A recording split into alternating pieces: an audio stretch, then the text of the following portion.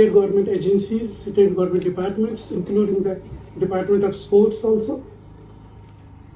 So even we had a para-athletic meet here where, some of the participants, I was really, moved when I saw some of the participants had directly come from the drug de-addiction center and they were, motivated to take part in the athletic sports.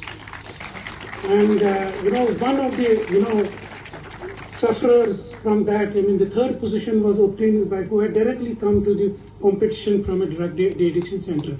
I think the importance of these sports, whether it is the athletics or whether it is the traditional sports, cricket, football, hockey and all that, I think we have been actively involved and we are giving a platform to the students for their, growth and as far as physical development is concerned, psychological development, and we believe at the university that it is very important that we just join the state government in making these efforts successful.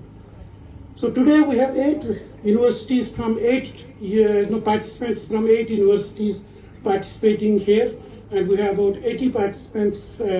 So you have different events that are scheduled for today, and this is being the first as far as Islamic University of Science and Technology के vice chancellor professor Shakeel Ahmad Ramsoor साहब,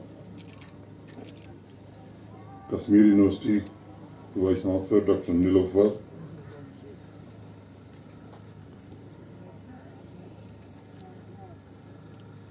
divisional commissioner Kashmir Shri Pandurang Kole ji, हमारे sports के secretary Shri Sarmad Hafeez साहब, ADG police Kashmir Shri Vijay Kumar ji, यहाँ के registrar Shri Naseer Iqbal साहब, जम्मू कश्मीर प्रशासन और आर्मी के सभी अधिकारीगण, विश्वविद्यालय के सभी प्राध्यापक, आईयूएसटी के अन्य अधिकारी, फर्स्ट चांसलर एथलेटिक टूर्नामेंट में भाग ले रहे जम्मू कश्मीर के विभिन्न यूनिवर्सिटी से आए सभी एथलीट्स, देवियों, सज्जनों और मित्रों, मैं आप सभी को बहुत बहुत मुबारकबाद देता हूं आज के मौके पर, जिस ट्रैक पर आज आपके संकल्प, टैलेंट और आपकी एनर्जी का टेस्ट होगा। वो एक लाइफ लेसन ट्रैक। मेरे पूर्व वाइस चांसलर साहब ने बताया कि भारत सरकार की जो योजना है खेलो इंडिया, उसके अंतर्गत ये सिंथेटिक ट्रैक बन करके तैयार हुआ है। ये एथलेटिक ट्रैक मैं मानता हूं कि आपको जीवन में अलग ढंग से जीवन को देखने का अवसर प्रदान करता है।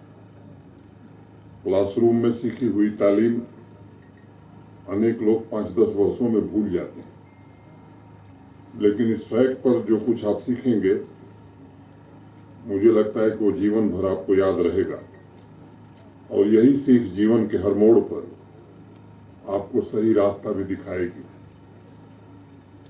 इतिहास में ऐसा कई बार हुआ है, इसी ट्रैक ने नौजवानों की जिंदगी को अलग धारा देने का काम किया है और सफलता के उच्च शिखर पर पहुंचाने में भी सहायक सिद्ध हुई। इसलिए चाहे स्कूल एजुकेशन का कैंपस हो, हायर एजुकेशन का कैंपस हो, दोनों स्थानों पर स्पोर्ट्स फील्ड और एथलेटिक ट्रैक को कैरेक्टर बिल्डिंग का क्लासरूम माना जाता है। आपके जो कोचेज हैं, जो टीचर्स हैं, वो आपके अंदर टीम स्पिरिट, दृढ़ संकल्प के वैल्यूज भी पैदा करते हैं। चांसलर्स एथलेटिक मीट में हिस्सा ले रहे सभी नौजवान बच्चे तथा बच्चियों से मैं कहना चाहूंगा कि एथलीट सिर्फ मेडल जीतने के लिए ट्रैक पर प्रतिस्पर्धा नहीं करता। अगर इंग्लिश की डिक्शनरी के हवाले से जाएं तो एथलीट शब्द का जो अर्थ है बहुत सीमित है, संकुचित है।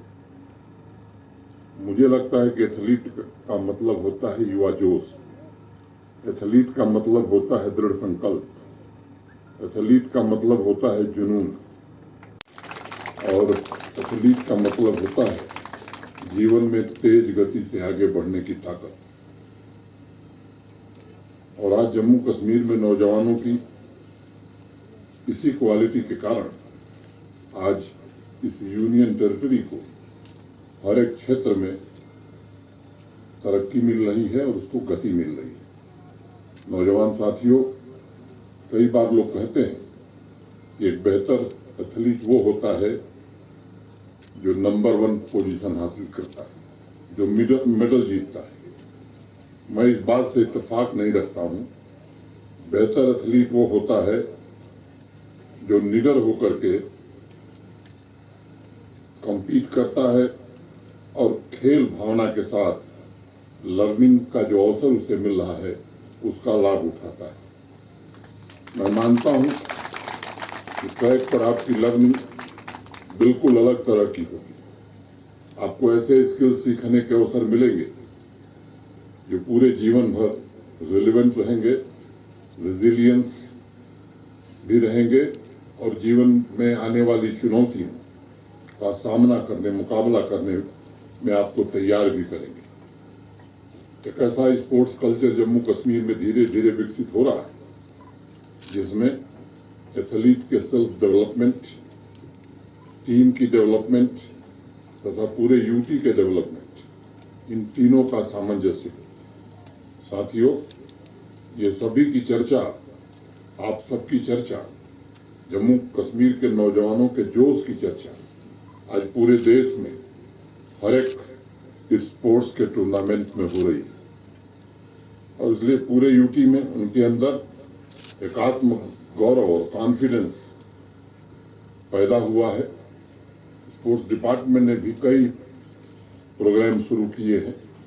एक इनका प्रोग्राम है माई यूथ माई प्राइड। ये अभियान पूरे जम्मू कश्मीर में चलाया जा रहा है और एक लक्ष्य इन लोगों ने रखा है स्पोर्ट्स डिपार्टमेंट में हमारे कि 14 लाख नौजवान स्पोर्ट्स की 22 डिसिप्लिन में अपने टैलेंट का अवसर दिखाने, टैलेंट को दिखाने का अवसर मिलेगा। 13 नेशनल स्पोर्ट्स चैंपियनशिप आज जम्मू कश्मीर में आयोजित हो रही है।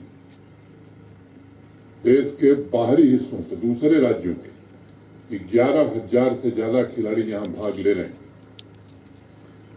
विभिन्न स्पोर्ट्स एसोसिएशंस के साथ मिलकर अनेक ऐसे टूर्नामेंट आयोजित किए जा रहे हैं जिसमें लगभग 4 लाख खिलाड़ी खेल पाएंगे। और जो लक्ष्य रखा इस साल का, सरमद हफीज साहब और उनकी टीम ने 35 लाख नौजवानों को स्पोर्ट्स एक्टिविटीज में भाग लेने का अवसर इस वर्ष मिलेगा। उनको तराशने का काम स्पोर्ट्स डिपार्टमेंट और हमारे कोचेज करेंगे। अगर आप देखें ये संख्या 35 लाख काफी बड़ी संख्या है। खासतौर से 1 करोड़ 30 लाख और 1 करोड़ 35 लाख की आबादी में 35 लाख नौजवान खेलकूद में भाग ले।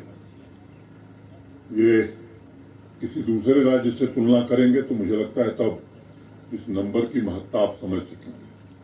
अगर मैं बजट की बात करूं स्पोर्ट्स के, तो देश का जो सबसे बड़ा प्रदेश है उत्तर प्रदेश, उससे ज्यादा बजट है जम्मू कश्मीर के स्पोर्ट्स का। देश के जो विकसित राज्य माने जाते हैं, महाराष्ट्र जहां औद्योगिकीकरण अपनी चरम सीमा पर रहा, मुंबई जो देश की आर्थिक राजधानी कही जाती है, अगर वहां के बजट से हम तुलना करेंगे तो वहां स्पोर्ट्स और एजुकेशन का मिला करके जो बजट है, जम्मू कश्मीर के स्पोर्ट्स और एजुकेशन के बजट को अगर जोड़ दें तो हमसे महज 37 करोड़ ज्यादा है। और अगर आबादी हम देखेंगे जम्मू कश्मीर की और महाराष्ट्र की तुलना करेंगे तो हमसे बहुत बड़ा राज्य है जम्मू कश्मीर की तुलना में महाराष्ट्र। तो प्रशासन भी इस पर ध्यान दे रहा है। 126 प्रोजेक्ट गत वर्ष स्पोर्ट्स के पूरे किए गए हैं। सभी जिलों में स्टेडियम्स, इंडोर स्टेडियम में किश्तवाड़ को छोड़ करके हर जगह बन गया कि किश्तवाड़ का काम भी आने वाले दिनों में शुरू हो जाएगा। अभी श्रीनगर में बक्सी स्टेडियम यहाँ के खिलाड़ियों को सुपुर्द किया गया है। मैं कह सकता हूँ कि अंतर्राष्ट्रीय मानकों पर बना हुआ वो स्टेडियम आज सबको उस बात पर गर्व हो रहा है। उससे बड़ी बात जो मैं कहना चाहता हूं कि जो जुनून यहाँ के नौजवानों में दिखाई पड़ रहा है स्पोर्ट्स को लेकर के, मैं समझता हूं कि वो यहाँ की सांस्कृतिक विरासत को समृद्ध कर रहा है। आज 200 मीटर रेस में भाग ले रहे एथलीट ने हिमा दास, उसेन बोल्ट का नाम जरूर सुना होगा। दोनों बहुत ही हम्बल बैकग्राउंड से थे, लेकिन एथलेटिक ट्रैक पर उन्होंने अपने जीवन की असली शिक्षा, असली तालीम हासिल की और आज लाखों एथलीट के प्रेरणा स्रोत बने। आज की यह रेस आपका एंड गोल नहीं है, बल्कि आपको उस मंजिल की तरफ ले जाएगी जिसकी आकांक्षा आपके मन में है। मैं पुनः एक बार चांसलर्स एथलेटिक टूर्नामेंट में भाग ले रहे सभी एथलीट्स को बहुत बहुत बधाई देना चाहता हूं और ईश्वर से उनके स्वर्णिम भविष्य की कामना करता हूं। बहुत बहुत धन्यवाद।